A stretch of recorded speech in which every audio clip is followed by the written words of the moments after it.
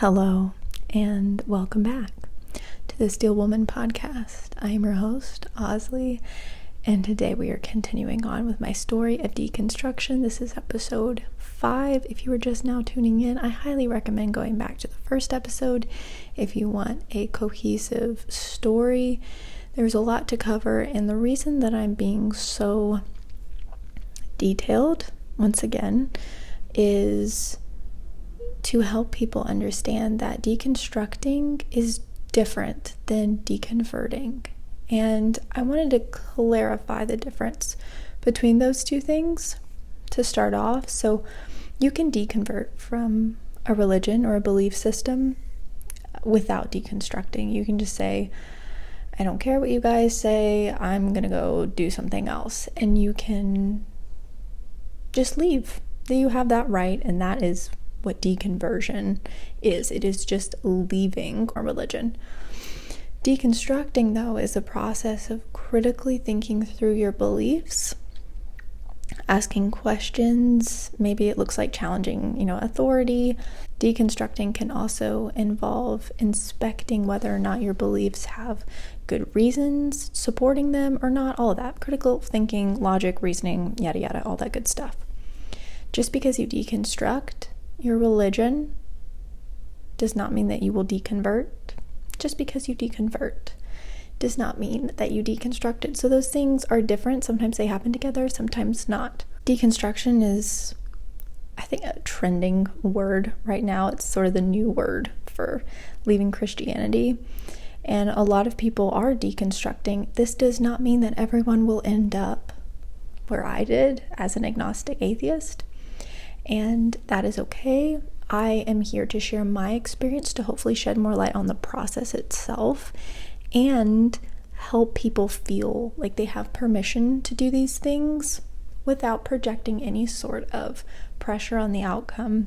I cannot stress that enough. If you have deconstructed and you're still a Christian, I'm happy for you. Like, honestly, at the end of the day, I believe that we should have the freedom to practice religion, the freedom of religion, as well as the freedom from religion, which I am currently enjoying. I believe in a separation of church from state.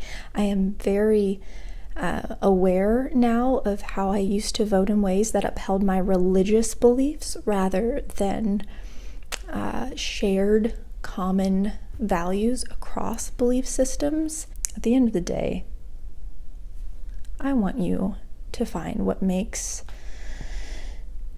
sense to you, what makes you happy. And I also want you to feel permission to question, permission to ask, permission to leave. Because here's the thing, if we are stuck in systems that don't feel right and we don't feel safe to challenge them, and another note here, I think a lot of Christians at this point, and I would have said this too as a Christian, oh no, you can definitely ask questions. But just make sure you're only asking questions from Christians. Just make sure that you're getting your source material from Christians. Don't go to atheists. Don't go to people from other religions. You have to keep all that in-house. So yes, you can ask questions, but you can't find answers that don't match the answers that we think you should have. That is indoctrination. That is very controlling. It is cult-like. And I have a major problem with that. And if any Christian in your life is telling you, oh, you should ask questions, but just be cautious, don't get your information from atheist scholars because they don't have the light of Jesus. That's a red flag. That's a red flag. If anyone is telling you, you should feel free to question, but you shouldn't feel free to do it in whatever way, and you also shouldn't feel free to come to whatever conclusion, that's not a freedom to question. It's not. It's just another way of manipulating and controlling. And I'm very passionate about this because I feel like there's misunderstanding when it comes to deconstruction. It's like, oh, all of these Christians that are deconstructing are just for the first time in their life asking critical questions. Like, all of us Christians that are real Christians have asked these questions and we've come to the right conclusions. That is not open-minded. That is not unbiased. That is arrogance, perhaps. The response that people like me, atheists, get when they ask the questions and decide that, oh, the answers and the conclusions you came to aren't the same ones that I'm coming to. The response that you get leaving Christianity, the response I have gotten, which is not even the tip of the iceberg to what some people leaving Christianity have experienced. Oh my gosh. It's nothing short of emotional punishment, and it's disapproval, sadness, it's horror in some cases, it's concern at the very least. And I just don't know how anybody who is a part of a belief system, who reacts to people leaving their belief system in that way, could possibly think of themselves as being open-minded. And maybe they don't. Maybe they think, no, I am closed-minded and I do have all the answers. I don't know. I think I'm ranting at this point. I'm a little bit angry. And I hate also, sorry that this is turning into a vent sesh. I hate also how atheists are chalked up to just be angry people. And it is so hurtful to me that our anger is weaponized by people from the former belief system. Not all, but some from the former belief system. Weaponized to discredit us. Like, we can't be angry at things that have hurt us. We can't be angry at things that are said to us that are hurtful. Otherwise, oh, we're just an angry atheist. Whatever that means. Like, are we not capable of being angry at injustice? Or are we not allowed? Are we not allowed to be angry at a system that oppresses and gaslights us and manipulates us and condemns us and shifts all the burden of proof onto us when we've just said, I am unconvinced? Before I continue my story, I just want to reiterate this. The burden of proof is on Christians. It is not on atheists to disprove your God. We are not making claims. Atheism is a lack of belief. It is a lack of being convinced. And what's crazy to me is that I've heard some apologists deny even that. And they're like, no. You're an atheist. You actually believe that there is no God. You believe it's impossible for there to be a God. And right at the beginning, there is this fundamental misunderstanding of our stance, which is just a lack of an opinion. Like, not a lack of an opinion. It's a lack of being convinced. It's a lack of belief. It would be like, another example. A theist was calling in to the atheist experience to prove that the resurrection happened. And at some point in that call, he said, well, you give proof for your alternative explanations then, atheists, your naturalistic explanations. What's your proof? And it's so subtle, but it happens very often where the burden of proof is shifted. Like, I have no idea what happened 2,000 years ago. I don't know. But I'm not convinced that it was a supernatural occurrence, and I will get into that in the future. But somehow I find that theists can't really...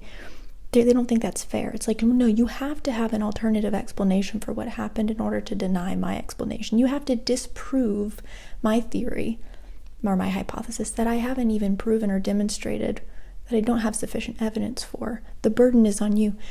I really wish we could get past that, because that is just so not productive at all. It's frustrating. It does make me angry, and I won't apologize for that. Like, there's certain things that do make me angry, and I can feel those feelings, and I don't have to defend them. I don't have to pretend to not be angry just because it's the atheist stereotype to be angry. And I'll get off of my little rant there. I guess that rant is more targeted toward any theists watching, and I do want to remember, like, this is geared mainly towards people who are already deconstructing. So sorry, you guys. I hope you don't feel attacked by that. I am... whatever. Anyways, before I continue on with reasons that I'm not a Christian anymore, I want to get something else out of the way. Here are some things that have been assumed that are my reasons. Things that are not reasons but have been commonly assumed to be my reasons by people in my comment section, by people in real life, to me, and I've seen this happen on other atheist TikToks and YouTubes, and this is common, right? And I just need to get it out of the way because I'm tired of receiving these comments. It's really, let's just get into it. I'm feeling a little irritated today, you guys. But let's calm down. Let's take a deep breath.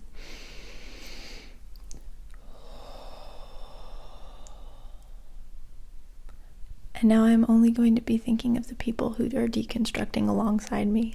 I hope you're doing well. I want to let you know that if you feel pressure to defend yourself, defend your lack of being convinced, defend the fact you're questioning, defend it to people, try to make it make sense to people in your life. In my experience, needing to be understood and seeking understanding and validation from people who require so much from you in order to be convinced that your feelings are valid, won't just accept your feelings and say, like, I understand you feel like that, and I believe that you're being sincere. It can become a waste of time and a waste of energy, and you don't deserve that. If you were trying to defend your beliefs to your family or your friends, and you just need them to be like, but it makes sense, just let them be, and let yourself be. You don't deserve that. You don't deserve that sort of. You're not on trial. You're not on trial for anything. You have the right to just walk away and not give any explanations ever. And I hope that you know that, and you don't have to be a great debater. You don't have to be well versed in all the knowledge. You don't have to go about convincing people. You can move on with your life. You have permission to do that. You also have permission to talk about it if you need to talk about it, but it is, at the end of the day, your choice. So the first thing that has been assumed about me as to why I left Christianity is that people hurt me. Christians hurt me. The church hurt me. Somehow Christians failed me. And this is not even close to the reason why I left. Not even in the ballpark. And here's why. There's a few reasons, but here's why. When I was a Christian, I believed in the depravity of mankind. I thought we were all desperately wicked.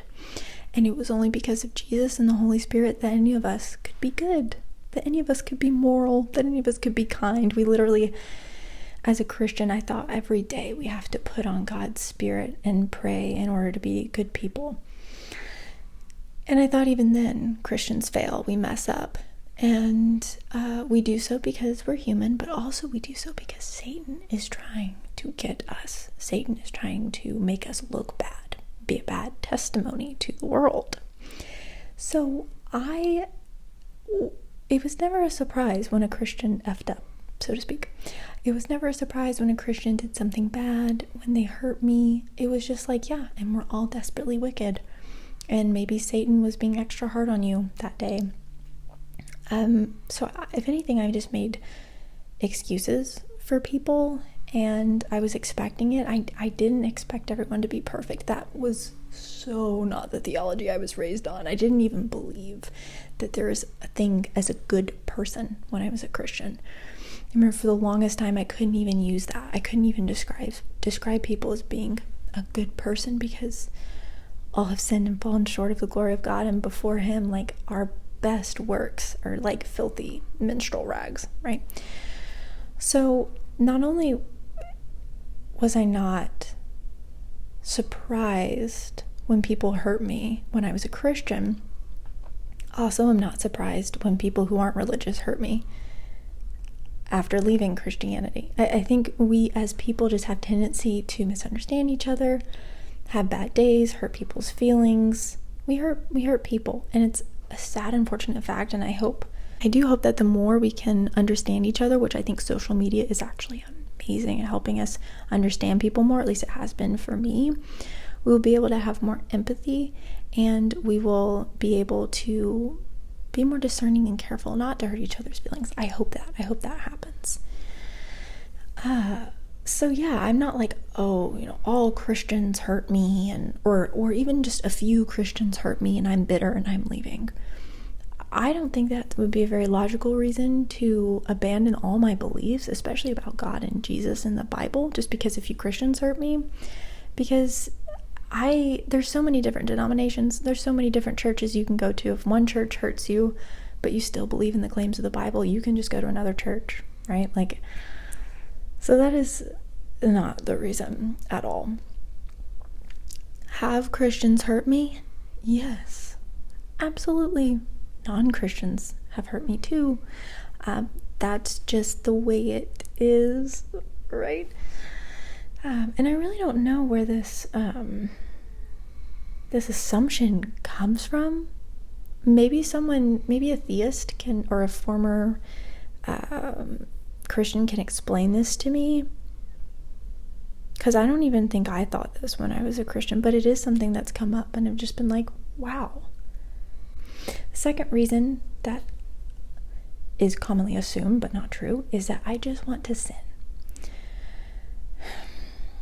This one's kind of tricky because, like, I don't believe in sin anymore. I think it's a religious word describing something that happened with the fall and Adam and Eve, and I think that is a myth. I don't think that actually happened. So technically I don't believe in sin anymore. And morality is actually a really interesting topic, and I've listened to some videos from atheists talking about, morality. Is it objective? Is it subjective? If you're interested in that, maybe I'll make a video at some point, but I would probably just be summarizing points that I've heard like Alex O'Connor say in his videos, which they're great. If you haven't listened to him before, I highly recommend it. I think most people, not most people, but most atheists have probably heard of Sam Harris. He's one of the more well-known atheists right now, atheist philosophers. And he believes in objective morality. But Alex O'Connor believes that it's probably subjective.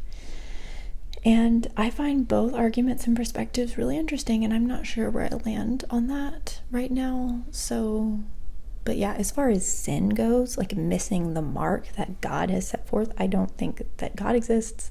I don't think he set forth a mark. I don't believe in the Bible. I don't believe in Adam and Eve. I don't believe that stuff is real. I am unconvinced. And, feel free to provide more evidence, but I am unconvinced. I don't think it's real. So it's weird when it's like, you just want to sin. It's like, number one, that is not the reason I started deconstructing. The main reason I started deconstructing is because I was having a lot of questions about how does this stuff even make sense? And also, I just didn't feel like a good person being a Christian. I felt like my religion was harming people. And I think I would have thought this as a Christian too about anyone who left Christianity. I would have been like, oh, well, they must be in the closet and they just want to have an excuse to sin, or they must just want to drink all the time, or they must want to watch porn, or they must want, there's something there. And I find it a little weird that people actually think that somebody who believed all this stuff to be true, who believed in hell, who believed in annihilation, could consciously make a decision to just pretend to not believe it in order to sin. Like, you can't. What person who was convinced that hell is real, convinced of these things, would be like, well, I'm gonna sin as much as I possibly can? Maybe there are people out there, but for me, it's like I could not have ever done that. The fear, the anxiety, the feeling of doom that I'm gonna have to burn in hell for all of eternity would not allow me to enjoy my sin at all. So I don't understand that. That doesn't make sense to me. How, you just left because even though you believe it, you think it's worth it to sin for a little bit.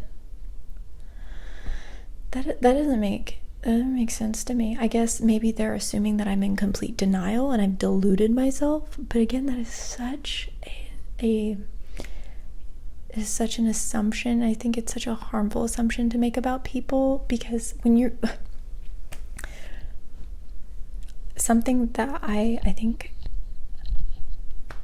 yeah, It's a harmful assumption to make about people, because when a person is telling you they don't believe something and you're like, oh no, you do, you just want to sin, the conversation's over. At that point, you have already put words in their mouth. You've already told them that you do not respect their words. You don't think that they're telling the truth. You think they're a liar. Why would this person continue talking to you? And that's something I've gotten that on my TikTok of like, well, you know that what you're saying is wrong. Like, no, I don't. And that is so unproductive. It's not a point. That's a personal attack. That's you playing God for the moment and telling me that you know what I'm thinking. That is so incredibly harmful and arrogant. And I could sit here too.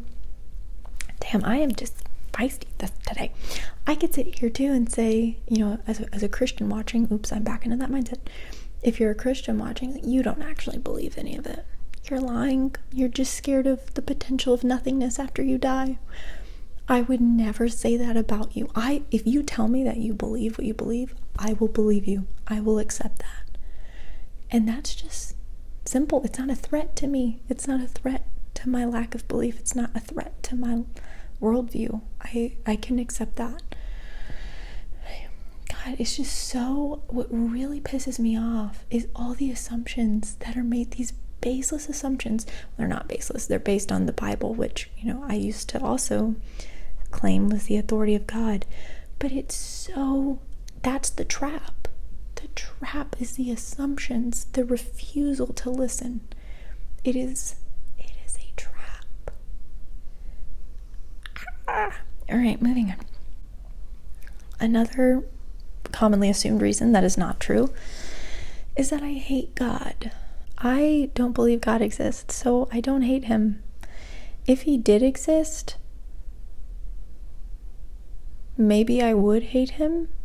I definitely think that the God of the Bible is a monster, for sure. So problematic and narcissistic and inconsistent. A monster for sure, but I don't hate him because I think he was made up by people, and I think people had different versions of this God and they were all, you know, smushed together. I don't think he exists. And this is a realization that I had while, like, a few months ago. I told my therapist this. I remember in therapy, she asked me what my relationship was like with God, or my belief about, you know, God, if I had any, since I wasn't a Christian anymore. And I told her, I was like, I haven't watched The Wizard of Oz in a long time, but from what I remember, The Wizard of Oz was built up to be this, you know, magical, amazing person and deity, even wizard, and he was just a fraud, you know. That's kind of how I picture God, like, well, and he doesn't exist, but that he's an idea. He's an idea that's been built up, and he doesn't actually exist. And why would I be mad at him? I can't be mad at him. If I'm mad at anything or anyone, it is the system. And I'll get to that later, but like, I don't hate God. I don't hate Christians. I get angry, just like how when I hear about abusive relationships. Oh my God. Speaking of which, yesterday I watched a clip from a YouTube video of a Christian couple talking about an argument that they had. And the gaslighting and invalidating of this woman's feelings that was coming from the man made me so angry. And I wasn't even a part of that relationship, right? Like, I'm just an observer, but I know how it feels to be invalidated, how it feels to be gaslit, how it feels to be blamed. And it makes me angry because there's so many people who are still victims of that right now, who are being told that their opinions don't matter, that their needs are not important, that they're being dramatic, that their emotions are not valid. And people become shells of themselves who are victims of abuse, who are victims of gaslighting. They become so unconfident. They lack self-esteem. They're insecure. They can't speak up for themselves. They take responsibility for everything. And it makes me angry because the people who were doing that to their victims get away with it. They trap that person into thinking they deserve that treatment. And that was me for a long time because of the religion that I was in, but also relationships that I've had here and there I don't think I've ever been in like a full-on abusive relationship, but I have observed abusive relationships and I have felt similar things. And yeah, it makes me angry. But that doesn't mean that I hate God, and it doesn't mean that I still believe it. Like, I'm still harmed by it. I'm a victim of abuse from a system that made me feel like I was worthless, evil, depraved, held 100% responsibility for something that I did not do 6,000 years ago, whenever. If that is not abuse, what is? The final assumption, which I really haven't gotten very much of, but I'm sure is out there, is that I'm in cahoots with the devil. And, fun. That's fine. If you want to think of me as Satan's pawn, have at it. Like, I really don't know what else to tell you at this point. If you think that I believe in Satan, but don't believe in God, I don't know how to talk to you. I don't know what to say. But that is not the case. Not that you will take my word for it, because I'm sure you think I'm just lying. All right, now let's move on to the actual reasons why I left Christianity. You're getting a spicy, fired up Oz today. So after learning that that scholars can't agree that the Gospels were actually written by Matthew, Mark, Luke, and John. In fact, we don't have the originals, and there's nothing in the accounts themselves that would prove that even the authors themselves were claiming to be those writers, or that they were first-hand accounts. I mentioned in the last episode that this isn't actually important to me. I mean, it is, but it's not actually. Even if they were first-hand accounts, they're still claims, and claims is not proof. Claims are not proof, right? Yeah, so we would need evidence outside of that. And I don't think that we have sufficient evidence outside of that, even if the best case scenario were true, and those were all first-hand accounts and the original copies all written by Matthew, Mark, Luke, and John. So the last thing I really did before I became an agnostic atheist, and I started calling myself this, I wanted to watch debates about the resurrection. It's like, at the end of the day, this claim from the Bible is the most important claim. Maybe the Bible isn't divinely inspired, maybe it isn't inerrant, maybe the Gospels weren't written by Matthew, Mark, Luke, and John, but is there evidence that a resurrection really happened? That is the basis, the foundation on which Christianity lies. I need to investigate this. I think I want to make an entire video at some point, really trying my hardest to steelman the apologist arguments for the resurrection of Jesus and go point by point and address each. But that is going to take a lot of work in order to sufficiently steelman their position. So for this episode, I'm just going to kind of give you the sprinkles on top of why I came to the conclusion that I don't think there is sufficient evidence, but I'm not going to go into depth because I want to hold myself to a higher standard there. So I watched a lot of debates about whether or not the resurrection really happened. I watched a lot of Bart Ehrman's debates because he debates this often. I watched debates with William Lane Craig, Mike Licona, Frank Turek. Those are Christian apologists. I even went and listened to some of them just on their own, to give a talk, just to give them, let them say their thing. And listened to a ton of theist callings on the atheist experience about it. So after watching all these debates, I felt like I was noticing a theme.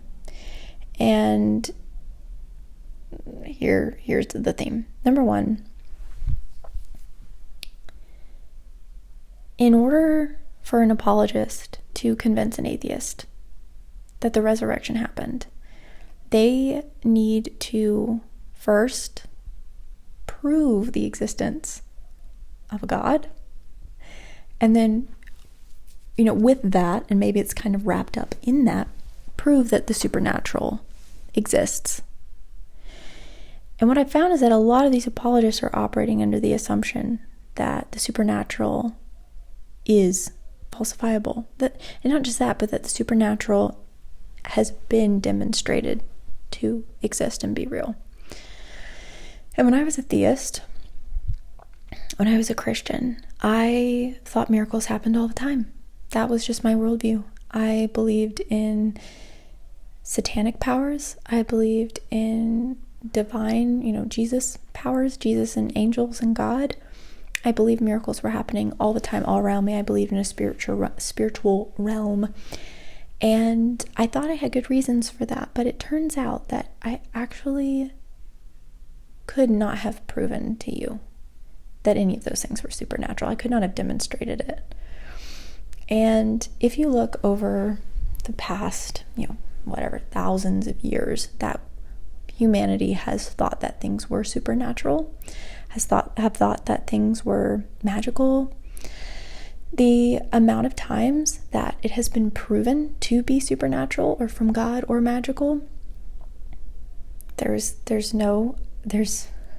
hasn't happened. But the amount of times that it has been explained in some naturalistic way, that's happened a lot. That tends to be the pattern.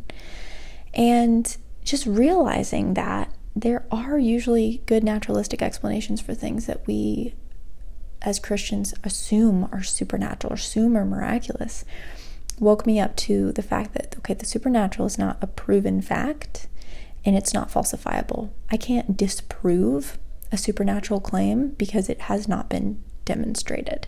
I cannot disprove that Jesus rose from the dead because it has not been demonstrated to be the case.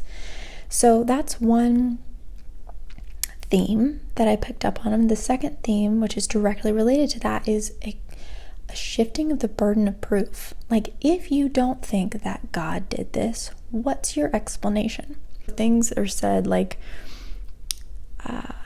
the resurrection of Jesus has high explanatory power. So what other naturalistic explanation could explain all of these things as well as my explanation does? It's the shifting of the burden of proof before even the foundation on which the argument is based, that the supernatural is real, before that is even established. So that's two problems right there that I was seeing a lot, is this acting as though the supernatural, the divine, miracles, God has been proven and demonstrated and established, and then two, shifting the burden of proof to atheists who are just maintaining that there is not sufficient evidence for these claims. There are a bunch of things that we don't have explanations for, and there's no proof of the divine in any of those things. Maybe it's unprecedented, maybe it's remarkable, maybe it's strange, maybe it happened, maybe it didn't happen, but you don't get to say that, because your naturalistic explanation doesn't check as many explanatory points as my explanation does, therefore it is supernatural. It's like, you haven't even demonstrated that the supernatural is real. That would be the first step. So for me, it was just a lot of jumping, a lot of assuming, and assumptions upon assumptions upon assumptions. And so there's something that I've learned about since, which is explanatory power in Occam's razor, which I guess the principle of Occam's razor, this is going to be paraphrasing, is whichever hypothesis requires the least amount of assumptions is maybe the best hypothesis to go with. But using Occam's razor and applying it to a hypothesis about the supernatural is problematic, because even if the hypothesis of the supernatural has the most explanatory power, the hypothesis itself is not falsifiable. So it's like you're off the rails before you even began. And realizing this was the most eye-opening thing for me. And another interesting thing is there's claims of the miraculous still to this day, right now, all the time, and it has not been demonstrated. So why would I think that something that happened 2,000 years ago that we don't have firsthand accounts of, that we're not even sure happened in the way that it is said to happen? Like, there's so much we just can't know. It was 2,000 years ago. How can we say that and the impact that religion has had on the world, which is just an impact, like the impact of someone's belief does not equate to that thing actually being true. False things can have great impact. There's a lot of logical fallacies in all of the arguments that the apologists were making. And again, like, this is called the Steel Woman podcast, and I want to do each point justice. I want to try to steelman it as well as I can, and maybe I should go and find an apologist video that's stating like all of the things. Is this going to turn into a debate podcast? Yeah, maybe. But I guess if you're watching this and you're deconstructing, or you're a theist or whatever, go listen to the debates yourself. Because when you only listen to apologists and you're raised in a religious community and you're not taught critical thinking, the way they speak is very convincing and compelling. And like, I just read an article from them from desiringgod.org, I think, the other night, trying to compile all like the strongest arguments for the resurrection. And there's so many things that they say, but it's almost like every single half sentence or other sentence is embedded assumptions and logical fallacies. When you're just going quickly, it can make sense. And I really am not trying to straw man here. Like, I'm being complete, and maybe I am, and maybe I should just stop talking about this and do a whole video dedicated to it. But slowing down, picking apart each claim, teasing apart each claim, and making sure they're not claims for two very different things. Because here's just an example of something that I've heard apologists do that, like, it took me time to dissect. Apologists will say something like, if Jesus did resurrect, then we can know the claims of the Bible are true and that Jesus is God. And that is a lot right there. And even though at first it's like, cool, it's like, is that true?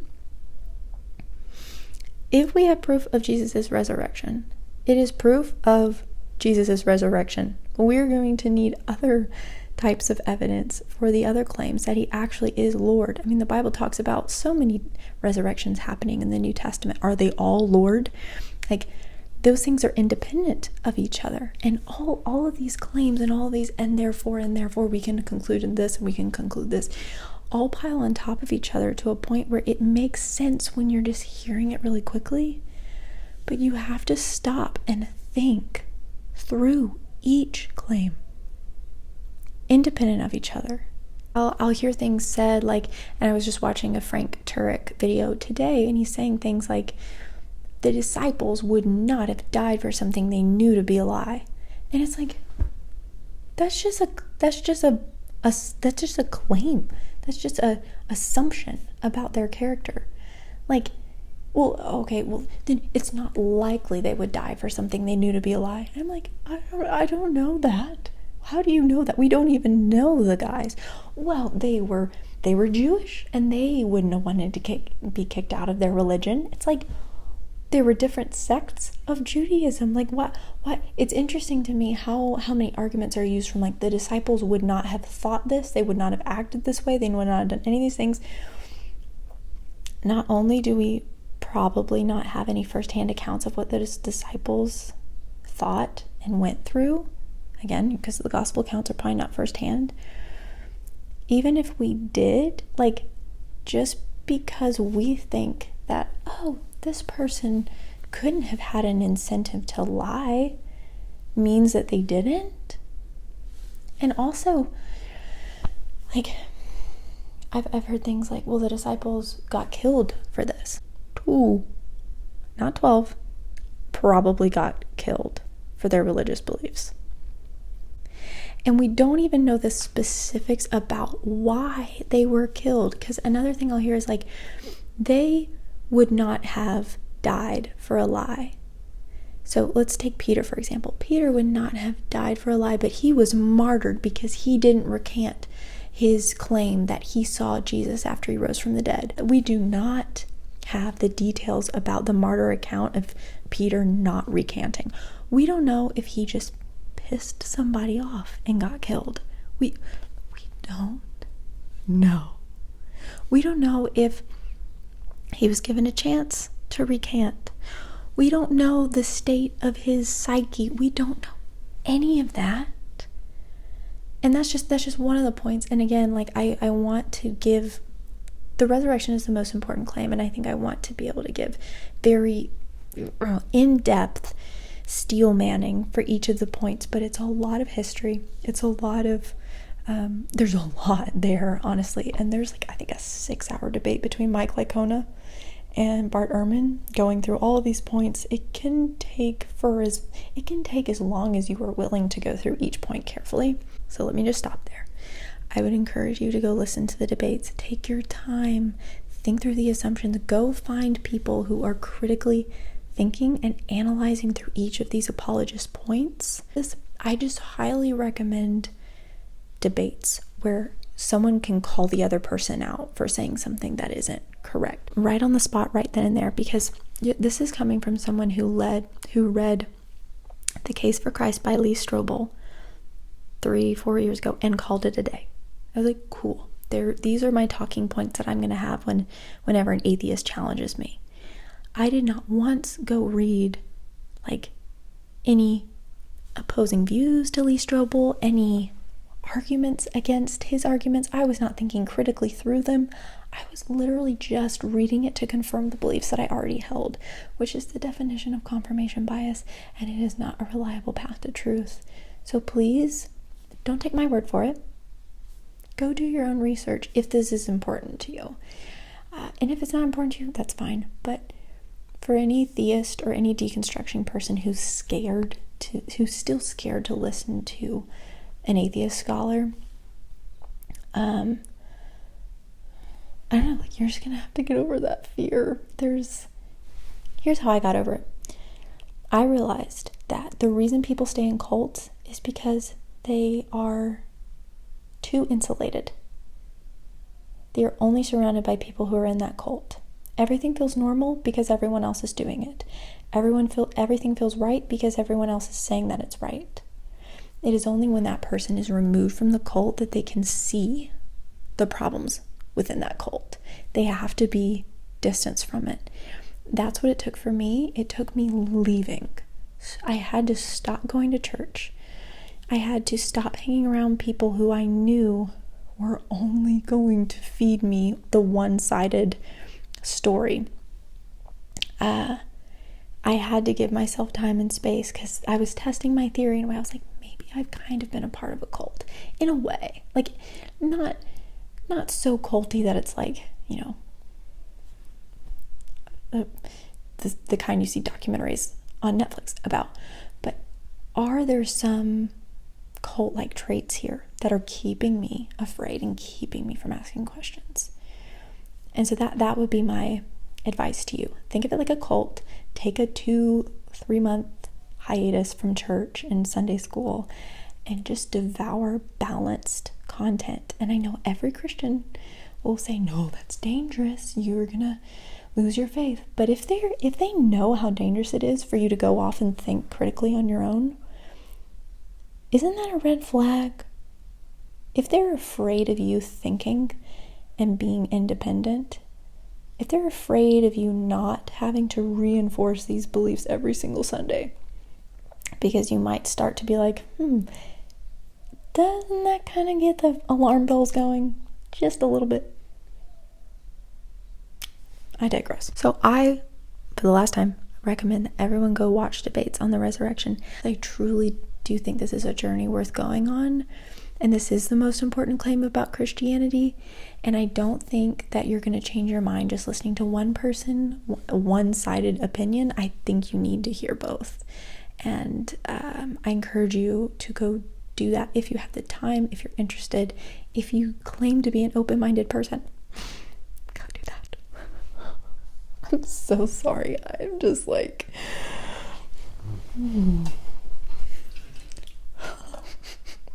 After watching all these debates and getting to a point where I was...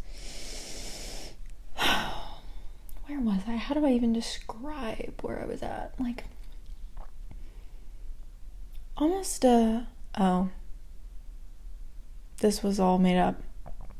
What's the emotion? Almost like anticlimactic realization. Like a little bit ashamed, a little bit embarrassed, a little bit just like, why didn't I see this before? That's how it felt. It's like waking up and cringing a little bit at my past self. But then the anger started. The anger came in. I was pissed. I was pissed at my parents for teaching me this stuff. I was pissed at my pastors for not giving me so much information and not encouraging me to think critically and go challenge my beliefs.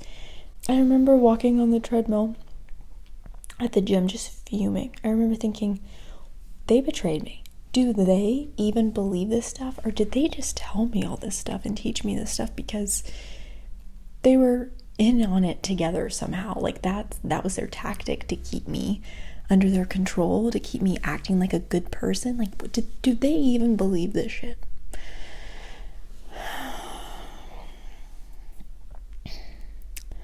I felt duped. I felt betrayed. I remember, and maybe I'll post this video because it was actually a very emotional moment. I remember I was sitting right over there and I was reading my chronological Bible. I don't remember what part I was at, but it was something that was really disturbing to me. And I remember I set up my camera to record because at this time I was doing video recordings of myself so that I would remember all the things I was learning. And I'm terrible at like actually journaling. So I would do video recordings, and maybe I'll share it because I was sobbing. I realized, I remember saying, this book has been held over my head my entire life as some sort of guide, when the people in this book are barbaric and the God that they serve is unjust. I remember sobbing and saying, this book is nothing. It is nothing. And it was this angry, sad, horrified realization that so much time, so much reverence had been dedicated toward the belief systems and the claims of this book. And it was nothing more than a compilation of stories by men, misogynistic men too. So maybe I'll insert that clip here. I don't know how long this podcast episode is going to be. And yeah, I remember I was fuming, walking on the treadmill, and then something clicked. I was like, they are victims of it just like you. They feel the shame. They feel the guilt. They feel the fear. They're controlled by it. The system has been passed down in an effort to control people. And the Christians who have hurt you and oppressed you and made you feel like a bad person just for being human, they do it because it was done to them. It's all passed down. It's all inherited. It's a toxic cycle of abuse. These teachings are so harmful, especially in my denomination, fundamentalist Christianity. I don't think every Christian is harmful. I don't think every form of Christian is as harmful as some forms. But in general, the idea of complete depravity and being worthless and needing Jesus' blood to even be worthy of anything, to be worthy of forgiveness for just being who you are.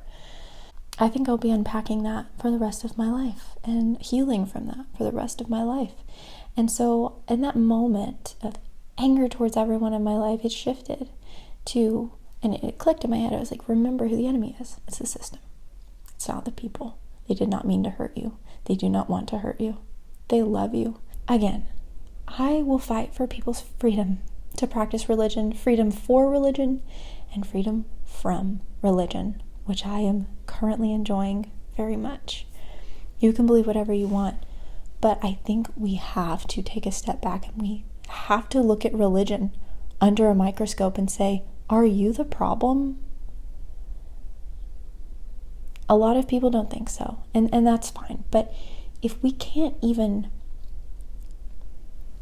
give ourselves permission to criticize what is at the top of our ideological hierarchy, as Jordan Peterson would say, we're living in fear. And fear cuts off that process of being able to think critically. It is unproductive. It is very concerning to me. And it affects me directly. Still to this day, even though I'm not a part of religion still touches my life. Because it touches the people in my life who I do love. And again, I want them to have that right to practice that religion.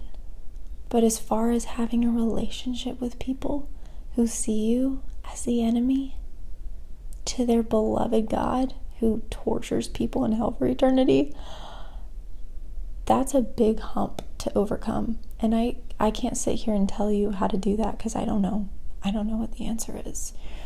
Maybe the answer is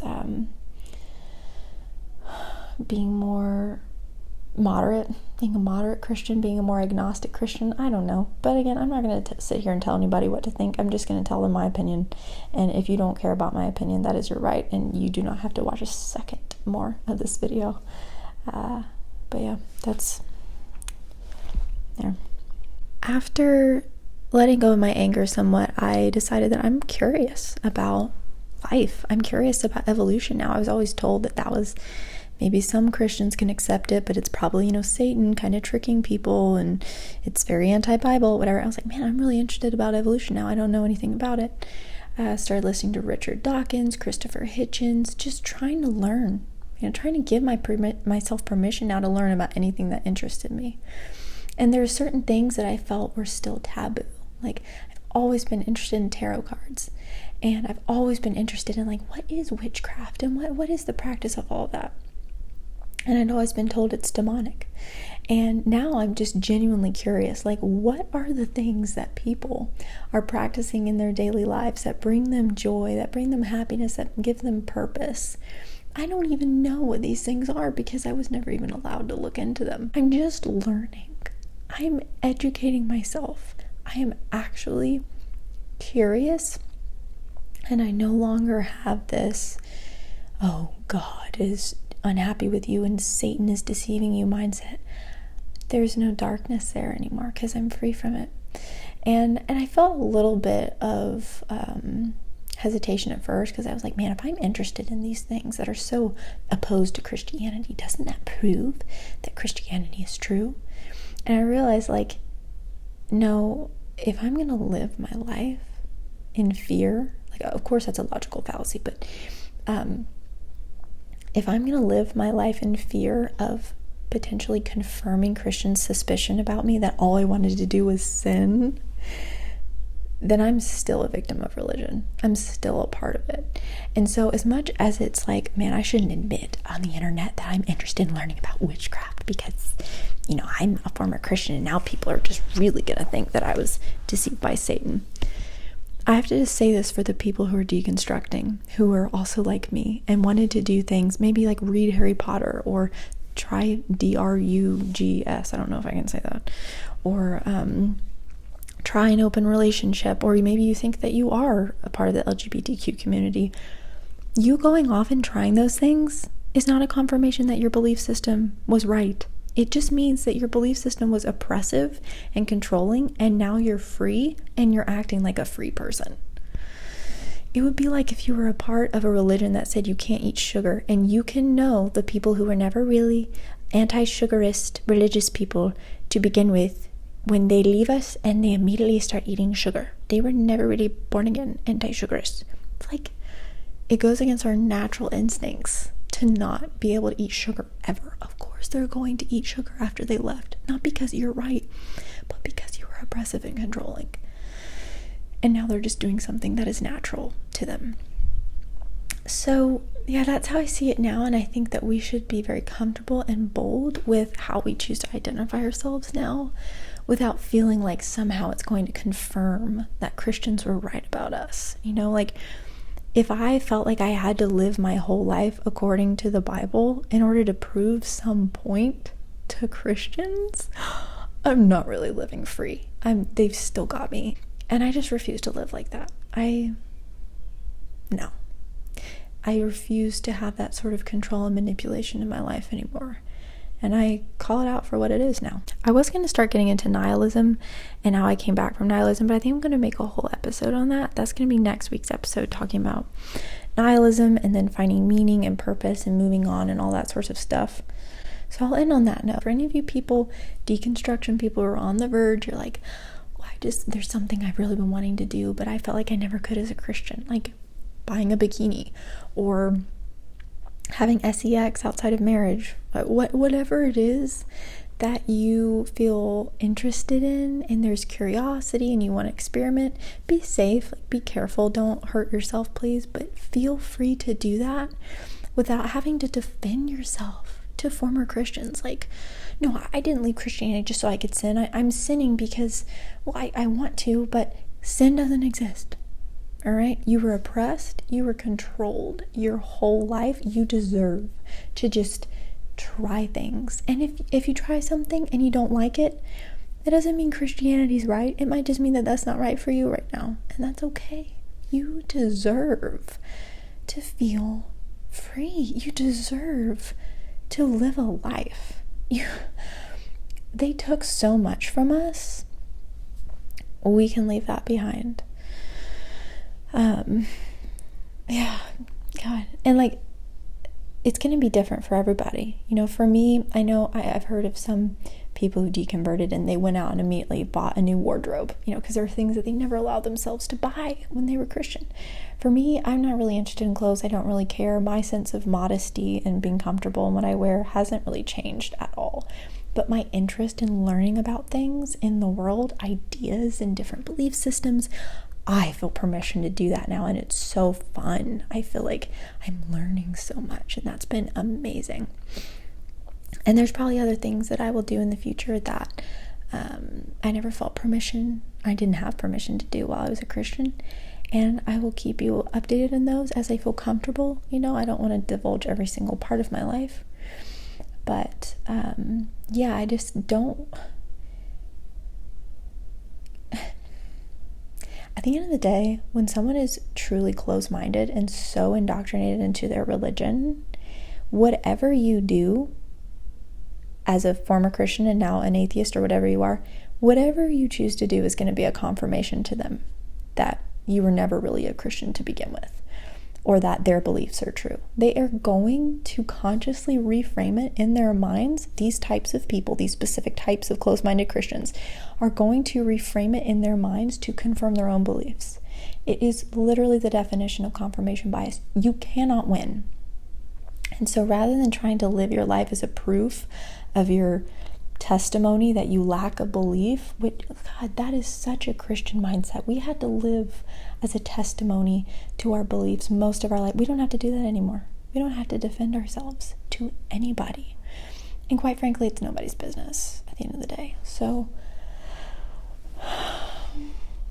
I'm feeling good. I've been talking for a while. I got really feisty and fired up in this video. I am not going to apologize for it because I'm allowed to feel however I need to feel. And you're allowed to feel however you need to feel, you know, and that's good. If this made you angry, that's fine. I hope you can take a walk and figure that out. And all love. Thank you for listening. Thank you for giving me an ear. I hope you're doing fucking fantastic. I'm feeling really good, if you can't tell. Fired up. And I'm gonna go edit this now and upload it because I have to, literally, this is the day before it's supposed to go up. And yeah, I'll talk to you next time. Bye.